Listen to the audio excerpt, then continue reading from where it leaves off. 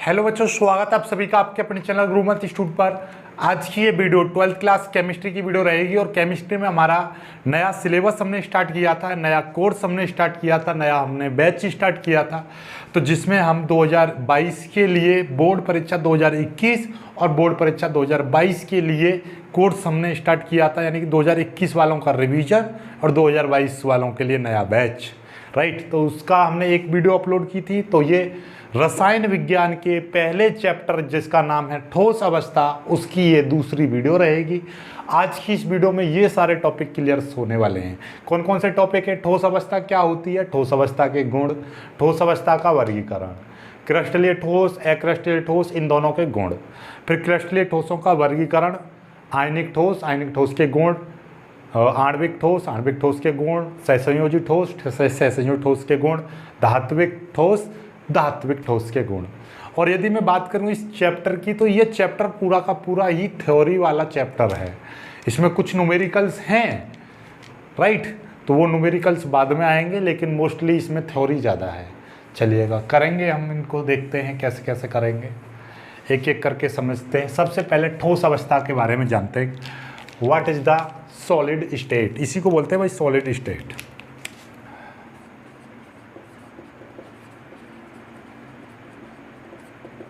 Solid state क्या होती है? द्रव्य की वह अवस्था जिसमें द्रव्य के अवयवी कण, यानी द्रव्य जिन चीज़ों से मिलकर बना है, चाहे वो अणु हो, परमाणु हो या आयन हो। भाई द्रव्य किन चीज़ों से मिलकर बना होता है? यानी कि द्रव्य के जो अवयवी कण होंगे, यानी कि अणु, परमाणु या आयन। सारा कुछ बताया था अणु क्या होता है, राइट। जैसे कि हाइड्रोजन का अणु है, ऑक्सीजन का अणु है। परमाणु क्या होता है? जैसे कि हाइड्रोजन के अणु में 1-2 हाइड्रोजन परमाणु पाए जाते हैं। आयन जैसे कि Na पॉजिटिव, NH4 पॉजिटिव, ये इस तरीके के आयन होते हैं। Cl नेगेटिव, ये सभी आयन हैं, राइट। तो ये अवयवी कण हैं, द्रव्य जिन चीज़ों से मिलकर बना होता है, तो द्रव्य के अवयवी कण। तो ये ठोस अवस्था क्या होती है?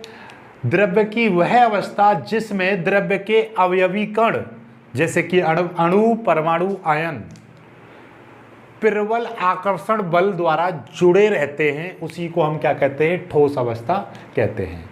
या तो प्रबल आकर्षण बल से जुड़े रहेंगे या प्रबल अंतराणुक बल। तो यहाँ पे मैं नाम दे दे रहा हूँ, ये अणु, परमाणु, आयन किस चीज से जुड़े रहेंगे? प्रबल आकर्षण बल या प्रबल अंतराणुक बल, ठीक है। ये है आपका। तो द्रव्य की वह अवस्था जिसमें द्रव्य के अवयवी कण जैसे अणु, परमाणु, आयन प्रबल आकर्षण बल द्वारा आपस में जुड़े रहते हैं या प्रबल अंतराणुक बल द्वारा आपस में जुड़े रहते हैं, आपस में बंधे रहते हैं, उस अवस्था को हम कहते हैं ठोस अवस्था। होता क्या है बेसिकली? ये ठोस अवस्था का हम एक दिखा में, तो इसमें जैसे कि ये अवयवी कण है, ये बिल्कुल पास पास रहेंगे और एकदम ऐसे बंधे रहेंगे।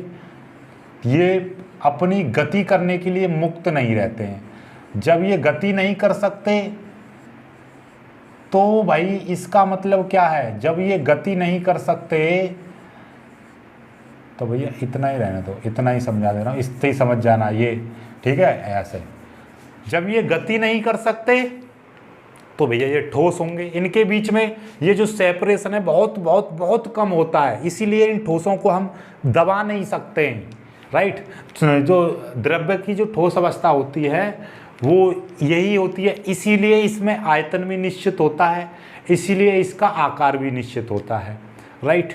चलिएगा, तो ये इसके अणु आपस में गति नहीं कर पाते, इसीलिए ना तो इनको दाब सकते हैं, ठीक है।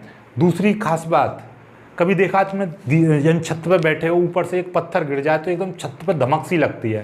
दीवार पे देखा कोई पीछे से इसमें एकदम ठे मार दे तो एकदम ऐसा लगता है हिल गई दीवार, लेकिन वास्तव में दीवार तो हिलती नहीं है। तो क्या होता है कि ये जो अणु हैं गति करने के लिए मुक्त नहीं रहते, लेकिन अपनी माध्य स्थिति के सापेक्ष ये कंपन कर सकते हैं, केवल कंपन। तो वो दीवार में जैसे मैंने मारा ऐसे, तो एकदम यहाँ पे तुम कान लगा लो और इसको मैं ऐसे मारूंगा तो ऐसे लगेगा तो मैं दीवार हिल गई, है ना। तो वो हिलती नहीं है वास्तव में, वो उसमें थोड़ा सा कंपन होता है, राइट। जैसे बड़ी जोर से हथौड़ा मार दूँ इसमें, दीवार में एकदम धुम ऐसे लगेगी जैसे हिली, लेकिन वो हिलेगी नहीं, कंपन होगा। तो ये अणु, ठोस अवस्था के अणु क्या कर सकते हैं, केवल कंपन कर सकते हैं, मूव नहीं कर सकते, गति नहीं कर सकते, राइट। चलिएगा, तो इसके कुछ गुण हैं, गुण लिख लेते हैं, इसके गुण क्या हैं, ठीक है। चलिएगा, गुण की हम बात कर लेते हैं। चलो अब हम गुण बात करेंगे, बता दे रहा हूँ, ये देखिएगा, ये गुण आएंगे आपके ये,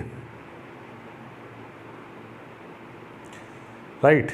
चलिए, तो ये गुण देख लीजिए, ये गुण हैं, आपको दिखाई दे रहे होंगे साइड में। क्या है लिखा हुआ है ऊपर, ठोस अवस्था के गुण, या लिख रहा है ठोस अवस्था के गुण या विशेषताएं, ठीक है, या ठोसों के गुण। तो भाई क्या है ठोसों के गुण, इनके ऊपर प्रकाश डाल लेते हैं। पहला गुण है आपका, ठोसों का आकार, आयतन और द्रव्यमान निश्चित होता है।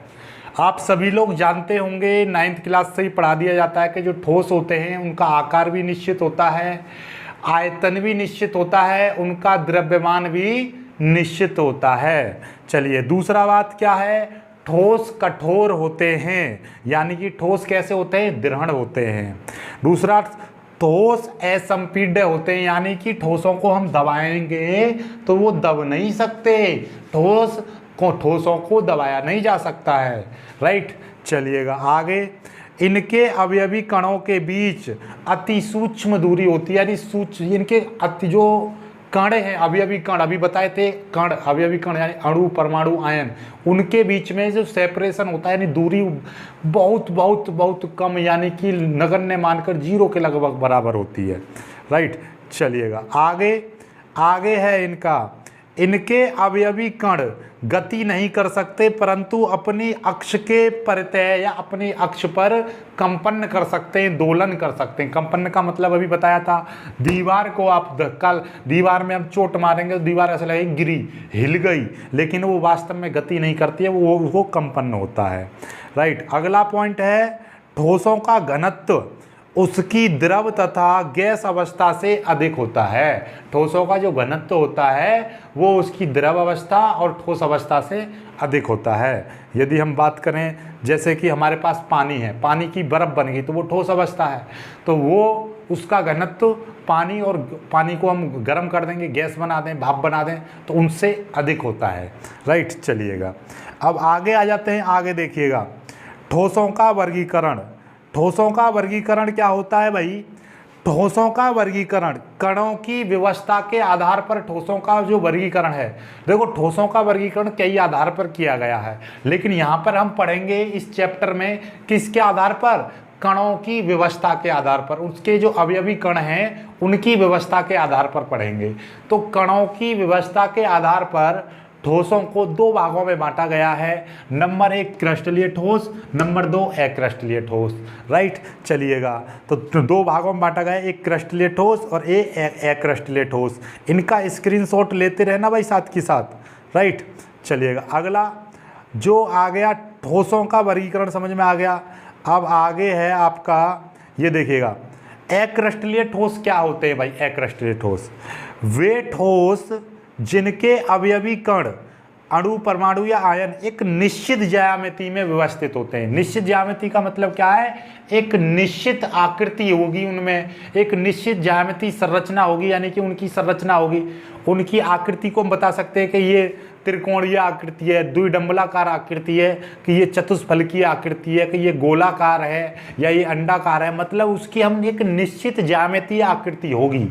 कुल मिला के बात ये है, ठीक है। त्रिविम में यानी कि 3D, तीनों डायमेंशन में एक्स वाई जेड, उसकी कुछ ऊंचाई भी होगी, कुछ चौड़ाई भी हो सकती है, कुछ लंबाई भी हो सकती है, यानी कि उसका एक निश्चित डायमेंशन आकार होगा, राइट।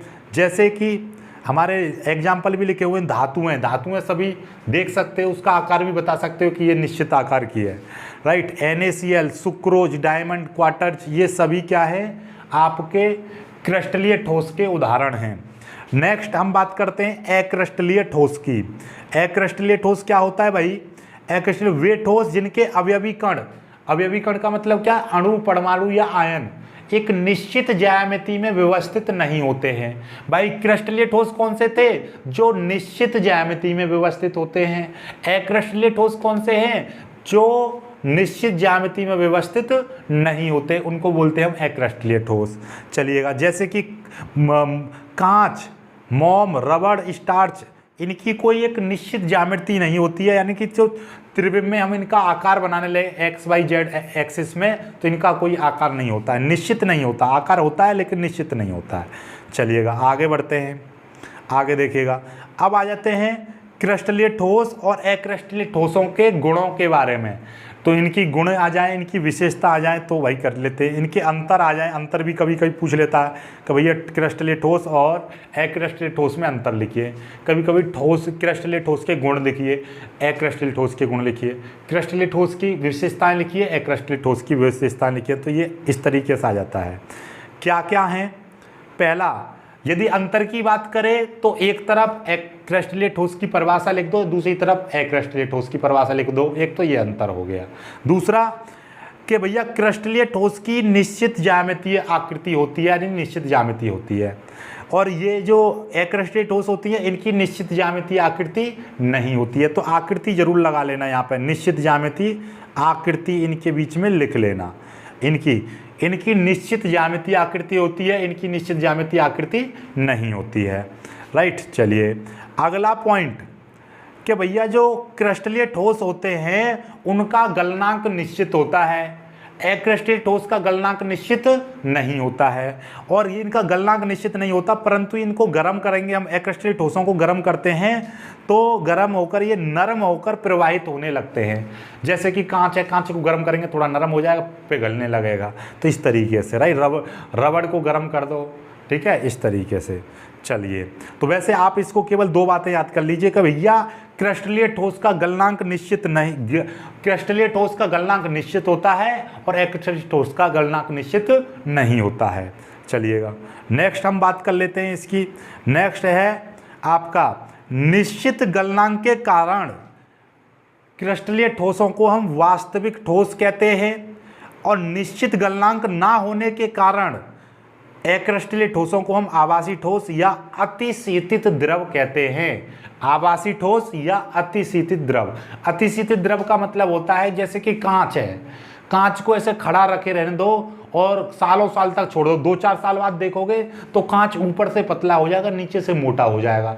2-4 साल नहीं, कम से कम 50-100 साल बाद। यानी कि ये इनमें बहने का गुण, द्रवों की तरह बहने का गुण पाया जाता है, लेकिन ये जो गुण है बहने वाला ये बहुत कम होता है। जैसे कि 100 साल पुरानी कोई हवेली है, उसमें कोई कांच की खिड़की लग रही है, तो वो कांच की खिड़की ऊपर से पतली होगी, नीचे से मोटी होगी, मतलब वो कांच का बहने का गुण है, तो वो बह गया, नीचे की ओर आ गया। राइट, ये चीज़ होती है। चलिए आगे, अगला देखिए, अगला पॉइंट है इनकी गलन ऊष्मा निश्चित होती है, इनकी गलन ऊष्मा निश्चित नहीं होती है। पांचवा पॉइंट की हम बात कर लेते हैं। पांचवा पॉइंट है ये दीर्घपरासी होते हैं, ये लघुपरासी होते हैं। यानी क्रिस्टलीय ठोस दीर्घपरासी होते हैं, अक्रिस्टलीय ठोस लघुपरासी होते हैं। इनका यानी क्रिस्टलीय ठोस का शीतलन वक्र असंतत होता है, यानी डिसकंटिन्यूअस होता है, और अक्रिस्टलीय ठोसों का जो शीतलन वक्र है वो सतत होता है। संतत का मतलब क्या है? संतत का मतलब है कि वो कंटिन्यूअसली होता है। राइट, इसके एग्जांपल ये, पहले एक और एग्जांपल, 7वां पॉइंट है क्रिस्टलीय ठोस विषमदेशिक होते हैं, अक्रिस्टलीय ठोस समदेशिक होते हैं। भैया इसका कि जो क्रिस्टलीय ठोस होते हैं उनके एग्जाम्पल धातु हैं, NaCl, सल्फर, NaBr। अक्रिस्टलीय ठोस के उदाहरण में क्या लिखोगे आप? एग्जाम्पल में लिख दीजिए मोम, कांच, रबड़, स्टार्च आदि। तो ये इसके एग्जाम्पल्स हो गए। अब आपको PDF की ज़रूरत नहीं पड़ेगी, इसका स्क्रीनशॉट लेते रहना और इन्हीं चीज़ों को आप अपनी कॉपी में लिख लेना। ये थ्योरी का पोर्शन है, इतना ज़्यादा इस पर ध्यान नहीं देने का। इस चैप्टर से ज़्यादातर न्यूमेरिकल आता है, न्यूमेरिकल्स को आप ढंग से समझ लेना। जो टॉपिक इंपॉर्टेंट रहेगा उसको हम बताते रहेंगे। राइट, चलिएगा अब आ जाता है क्रिस्टलीय ठोसों का वर्गीकरण। भैया क्रिस्टलीय ठोसों का वर्गीकरण इस तरीके से है कि क्रिस्टलीय ठोसों का वर्गीकरण को मैं थोड़ा सा समझाता हूँ मैं आपको। क्रिस्टलीय ठोसों का वर्गीकरण को मैं थोड़ा सा अपनी भाषा में समझाता हूँ आपको इस तरह से। देखिएगा, ये है क्रिस्टलीय ठोसों का वर्गीकरण। क्या है क्रिस्टलीय ठोसों का वर्गीकरण?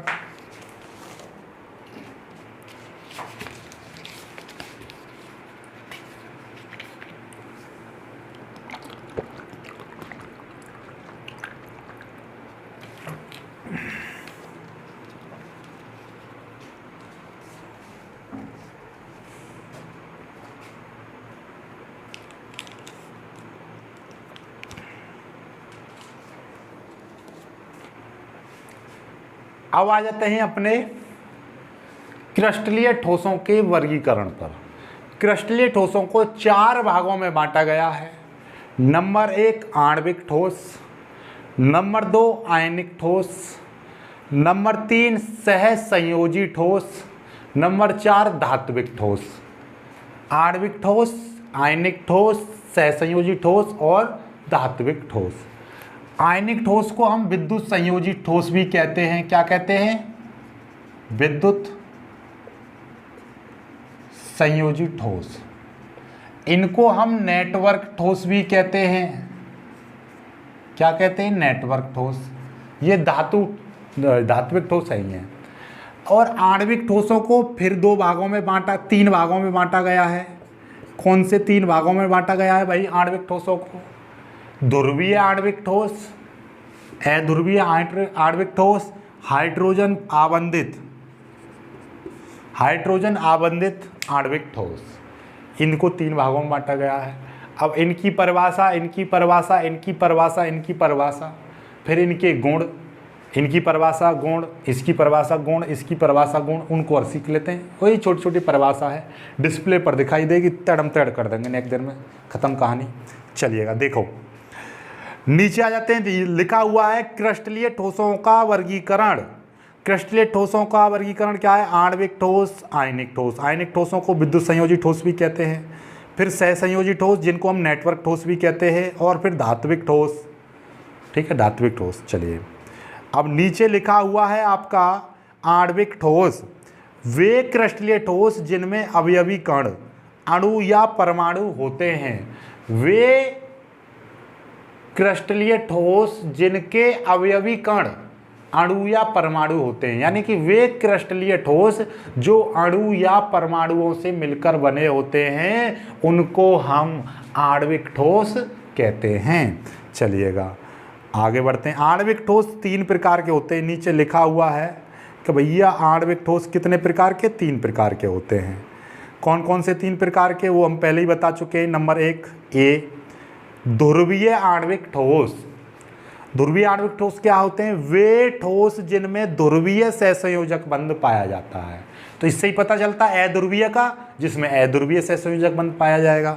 जिसमें ध्रुवीय सहसंयोजक बंध पाया जाता है उनको हम ध्रुवीय आणविक ठोस कहते हैं। और इनके अवयवी कण क्या होते हैं? अणु। क्योंकि सीधे सीधे बोला था, जो अणु या परमाणुओं से मिलकर बना होता है उनको हम क्या बोलते हैं? आणविक ठोस कहते हैं। और आणविक ठोसों में ही 3 वर्गीकरण हैं। आपका पहला वर्गीकरण में क्या आया है? ध्रुवीय, दूसरे में अध्रुवीय, तीसरे में हाइड्रोजन आबंधित। तो ध्रुवीय जो अणु होगा या ध्रुवीय जो ठोस होगा, ध्रुवीय आणविक ठोस जो होता है, उसमें जो अवयवी कण, ध्रुवीय आणविक ठोस किनसे मिलकर बना होता है? अणु से या परमाणु से? तो वो अणु से मिलकर बना होता है। ये कंपटीशन के लिए बहुत ज़्यादा यूजफुल है कि ध्रुवीय सहसंयोजक बंध के, ध्रुवीय आणविक ठोस का जो अवयवी कण होता है वो अणु होता है। अब इनके गुणों की बात कर लेते हैं भाई। लीजिए गुण पढ़ लेते हैं। गुण, इनके अवयवी कण अणु होते हैं। इनकी भौतिक प्रकृति कैसी होती है? मुलायम। तो भैया ये कैसे होते हैं? ये मुलायम होते हैं। इनमें ध्रुवीय द्विध्रुव आकर्षण बल पाया जाता है। इनका गलनांक निम्न होता है। ये ठोस अवस्था में विद्युत रोधी तथा गलित अवस्था में विद्युत के चालक होते हैं, जैसे कि NaCl, ठीक है, सॉरी यहाँ पे HCl लिखा हुआ, जैसे HCl, SO2, H2S, CH, Cl3, ये क्लोरोफॉर्म होता है। तो मतलब क्या है कि ठोस अवस्था में तो ये विद्युत के कुचालक होते हैं, ठोस अवस्था में इनमें धारा नहीं बहती है, क्योंकि ठोस अवस्था में इनमें आयन नहीं पाए जाते। लेकिन जब इसमें जल मिलाकर घोल देते हैं तो ये आयनों में टूट जाते हैं, इसके कारण इनमें वैद्युत धारा का प्रवाह होने लगता है। राइट, चलिएगा आगे बढ़ते हैं। अब पढ़ते हैं अध्रुवीय आणविक ठोस। वे ठोस जिनमें अध्रुवीय सहसंयोजक बंध पाए जाते हैं उनको हम अध्रुवीय ठोस कहते हैं। इनके गुण देख लीजिए भैया, इनके गुण क्या हैं कि इनके अवयवी कण अणु या परमाणु होते हैं। इनकी भौतिक प्रकृति भी मुलायम होती है, ध्रुवीय की भी मुलायम थी, इसकी भी मुलायम। इनमें परिक्षेपण बल व लंदन बल पाए जाते हैं। लंदन बल के बारे में आगे पढ़ोगे, ठीक है, परिक्षेपण बल के बारे में पढ़ेंगे आगे। इनके गलनांक अत्यधिक होते हैं, यानी कि इनके गलनांक बहुत ज़्यादा अधिक होते हैं, उच्च बोल सकते हैं, इनके गलनांक उच्च होते हैं। ये विद्युत रोधी होते हैं भैया, ये तो किसी भी अवस्था में विद्युत का चालन नहीं करते, विद्युत रोधी होते हैं। जैसे कि H2O2 N2 यानी जितनी भी गैसें हैं मोस्टली ये, ठीक है, ये सभी क्या है आपके आणविक ठोसों में आते हैं। ये गैस लग रहा है लेकिन ये आणविक ठोस में आता है। राइट, चलिएगा आगे बढ़ते हैं। हाइड्रोजन आबंधित ठोस, जिनमें हाइड्रोजन बंध पाया जाता है उनको हाइड्रोजन आबंधित ठोस कहते हैं। इनके अवयवी कण अणु होते हैं, इनमें हाइड्रोजन आबंध पाया जाता है। इनके गलनांक निम्न होते हैं, इनकी चालकता, ये विद्युत रोधी होते हैं। और इनमें यदि विद्युत रोधी होते हैं पर लेकिन इनमें हल्की सी धारा बह जाती है, जिसको बोलते हैं अत्यंत कम चालकता रहती है इनकी। और इनका एग्जाम्पल ले लेते हैं हम, क्या भैया, H2O, HF हाइड्रोजन फ्लोराइड और NH3, इन सभी में हाइड्रोजन आबंध पाया जाता है। चलिए आगे बढ़ लेते हैं। आगे है आपका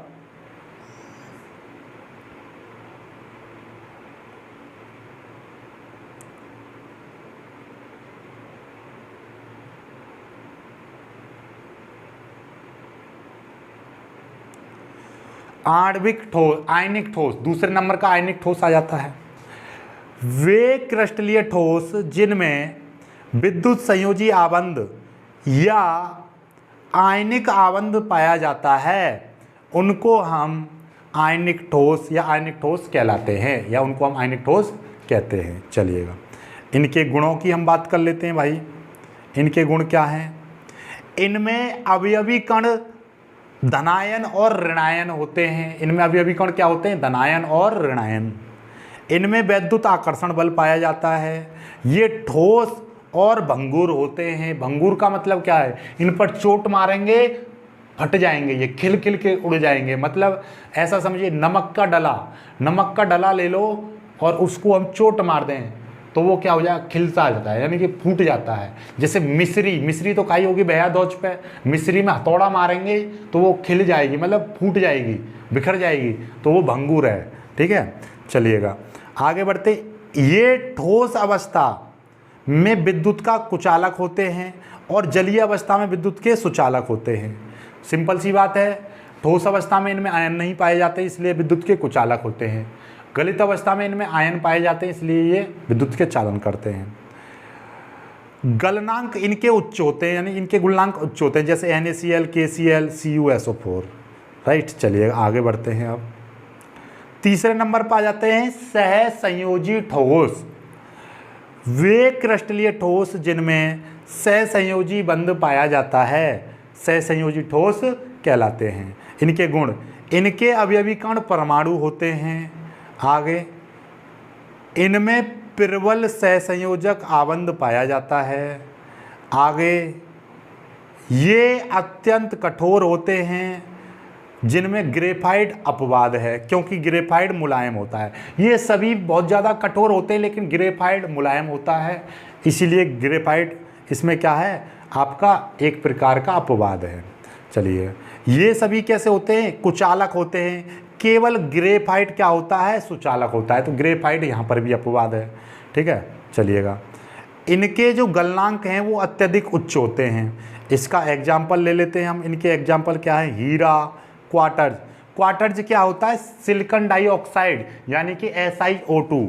ठीक है, ग्रेफाइट और सिलिकॉन कार्बन, ये का सिलिकॉन कार्बाइड, ये सभी इसके एग्जाम्पल्स हैं। ठीक है, चलिएगा आगे बढ़ते हैं, चौथे पर पहुंच जाते हैं। चौथा क्या है? चौथा है धात्विक ठोस। वे क्रिस्टलीय ठोस जिनमें इलेक्ट्रॉन गतिशील होते हैं उन्हें हम धात्विक ठोस कहते हैं, और इन गतिशील इलेक्ट्रॉन को हम मुक्त इलेक्ट्रॉन कहते हैं। इन्हें मुक्त इलेक्ट्रॉन की वजह से धात्विक ठोस ये जो है कुल मिला के बात ये है, जो धात्विक ठोस होते हैं मुक्त इलेक्ट्रॉनों की वजह से ही ऊष्मा के सुचालक होते हैं और विद्युत के भी सुचालक होते हैं। किसके कारण? मुक्त इलेक्ट्रॉन की वजह से। तो वे क्रिस्टलीय ठोस जिनमें मुक्त इलेक्ट्रॉन पाए जाते हैं उनको हम क्या कहते हैं? धात्विक ठोस कहते हैं। यानी कि जितनी भी धातुएं हैं, सब धात्विक ठोस कहलाते हैं जिनमें मुक्त इलेक्ट्रॉन पाए जाते हैं। सिंपल सी बात ये है, और मुक्त इलेक्ट्रॉन की वजह से ये क्या होते हैं? विद्युत और ऊष्मा के सुचालक होते हैं। राइट, चलिएगा आगे बढ़ते हैं। आगे देखिएगा, इनके गुण लिखेंगे, नोट करके लिख दिया है। धात्विक ठोस के बाह्यतम कोष को छोड़कर अंदर के समस्त कोष एवं नाभिक कोष संयुक्त रूप में कर्नेल या संगलीन धनायन कहते हैं। तो कर्नेल आपसे पूछ ले कर्नेल क्या है, तो आप कहेंगे धात्विक ठोस के बाह्यतम कोष को छोड़कर अंदर का समस्त कोष और नाभिक को संयुक्त रूप में कर्नेल कहते हैं। कर्नेल या संलग्नित धनायन कहते हैं। ओके, चलिएगा, ये आपके लिए नया इंटरेस्टिंग बात है। चलिए, धात्विक ठोस एक प्रकार के धनायनों या कर्नेल का समूह होता है जो इलेक्ट्रॉन से बने समुद्र में डूबा रहता है। अगला पॉइंट, इनमें मुक्त इलेक्ट्रॉन के कारण धात्विक चमक व रंग होता है। ये अत्यधिक आघात वर्धनीय होते हैं। इनकी चादरें बनाई जा सकती हैं। आघात वर्धनीय का मतलब ये है लोहे को पीट कर कुछ भी बना लो। ऐसे ही जो जितनी भी धातुएं हैं हम उनको पीट कर उनके तार खींच सकते हैं, चादर बनाई जा सकती है पतली, यानी कि उनको हम कन्वर्ट कर सकते हैं चादर में पीट कर। तो बस और भी इसके गुण हैं, चलिएगा और हाँ, और ये अभी एक सेकंड, अभी इसके गुण यहाँ पर, ठीक है, ये इस तरीके से, चलिएगा। ये तन्ने होते हैं, अर्थात इनके तार खींचे जा सकते हैं। ये कठोर होते हैं। ये ऊष्मा और विद्युत के सुचालक होते हैं। आगे और अगला पॉइंट है, इनके अवयवी कण इलेक्ट्रॉन के समुद्र में वितरित धातु धनायन होते हैं। इनके एग्जाम्पल लोहा, कॉपर, सोना, सिल्वर, चांदी, पीतल, मिश्र धातु सभी।